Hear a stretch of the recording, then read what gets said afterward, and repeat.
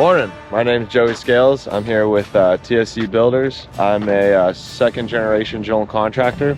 We build everything from beachside condos, warehouses, restaurants, custom homes, and everything in between. This particular project is a 38,000 square foot warehouse. We are set to pour in about 12 hours.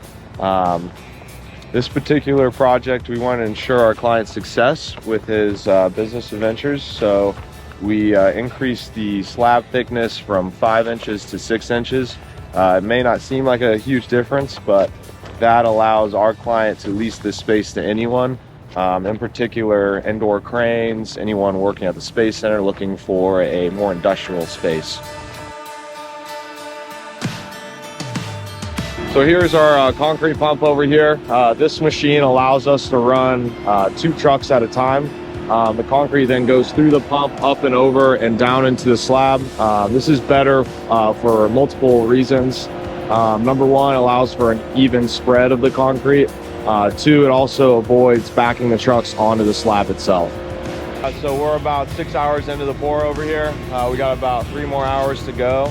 And then we're looking at about 5 hours of finishing.